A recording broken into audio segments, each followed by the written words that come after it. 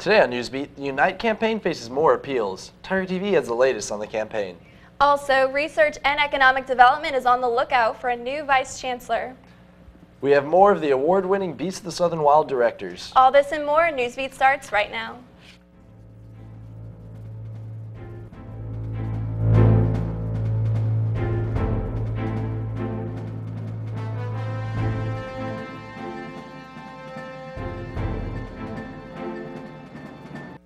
Good evening and welcome to Newsbeat. I'm Stephanie Incaprera. And I'm Jake Robles. Thanks for joining us. From 30 finalists down to one, LSU's Presidential Search Committee has selected F. King Alexander as their finalist to serve as president and chancellor of the university system.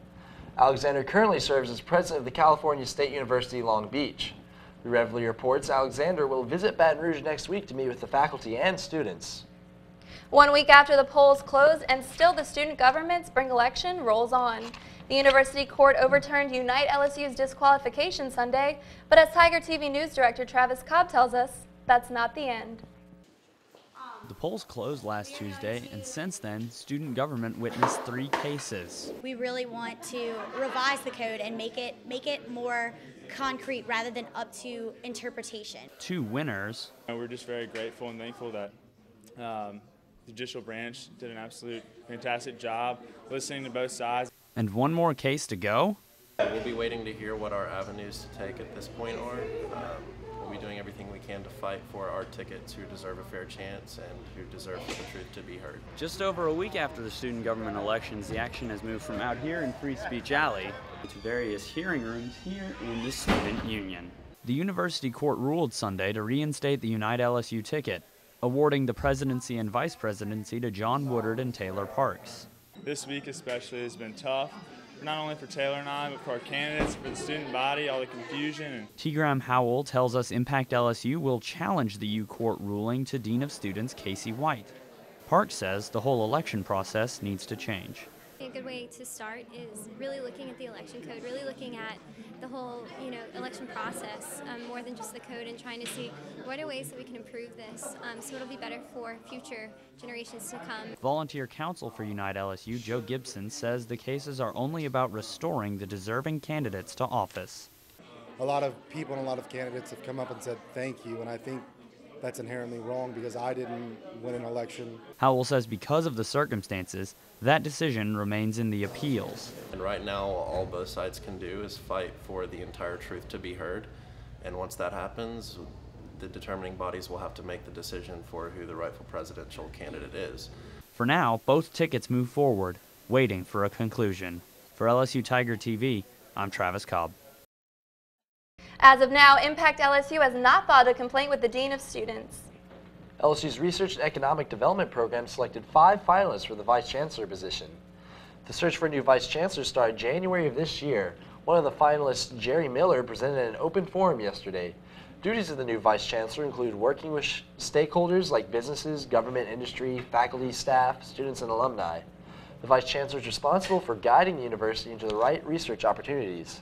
Candidates require a terminal degree and demonstrate the ability to build a competitive research program. LSU is one of the top-tier research programs in the nation. LSU hopes to choose a candidate by July 1st, 2013. A school on LSU's campus is taking care of business. U.S. News & World reports America's best graduate school ranked the LSU Flores MBA program 20 spots higher than last year. LSU Flores MBA is now ranked at 31 among public institutions and 61 overall. College of Business Dean Richard White says he is pleased with the rankings. Director of LSU Flores MBA Ed Watson says the opening of the new business school and enrollment of students contributed to the high rankings. Beasts of the Southern Wild director Glenn Petrie and Ben Zeitlin are encouraging local filmmakers to follow in their footsteps. Newsbeat reporter Austin Hart caught up with the pair during their recent visit to LSU's campus and is more on why Louisiana's culture is such a big hit in Hollywood. LSU Film and Media Arts students received much encouragement from 2 of the film industry's finest, directors Glenn Petrie and Ben Zeitlin. Petrie believes Louisiana is an ideal place for movie making. It's good to see the state and its cultures and its people and its history and its warts and blemishes as well as its big smile all getting attention. Petrie and Zeitlin are perhaps best known for their feature film debuts. Petrie's 1986 film Belisaire the Cajun received a nomination for Best First Feature at the 1987 Independent Spirit Awards. Zeitlin's film Beast of the Southern Wild gathered 4 nominations at this year's Academy Awards, including Best Picture and Best Actress for 9-year-old Louisiana native Kafenjanae Wallace.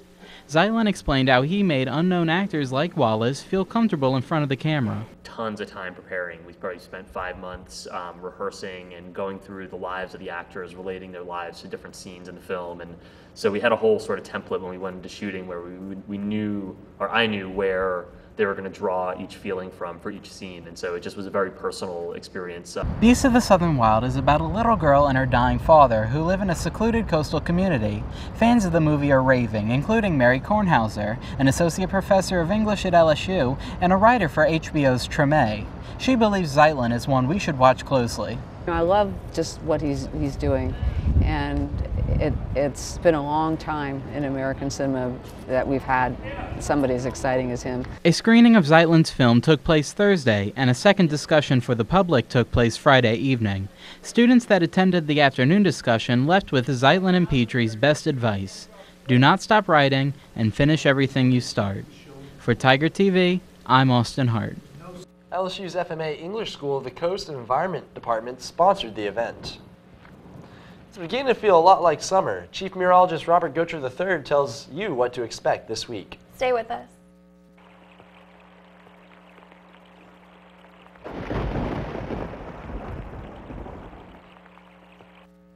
Good evening, I'm Chief Meteorologist Robert Gocher III, and it does feel like spring, although Louisiana springs don't seem to last long because we jump into the humidity of summer and that can be miserable. But let's enjoy it while we have it. You can see the temperatures now are in the 70s, and we're starting to cool off now. We reached the high for today, which was 76 degrees here in Baton Rouge, 73 in Alexandria, 70 degrees now in Jackson, 74 in Gulfport, pretty much all 70s for most of the Gulf Coast, 78 in Houston, a little warmer there.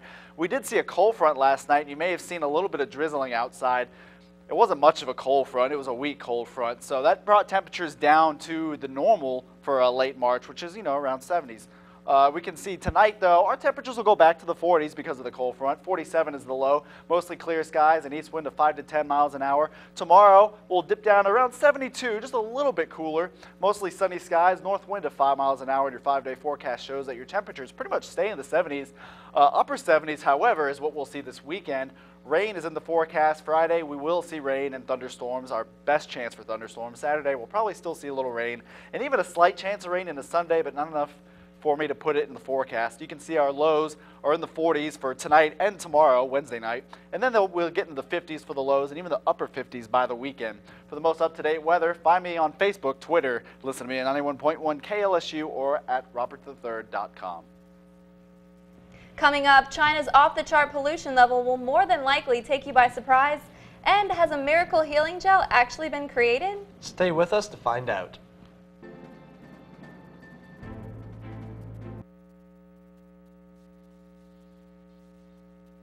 Welcome back to Newsbeat. I'm Sarah Gastineau with your weekly shot of MedWatch.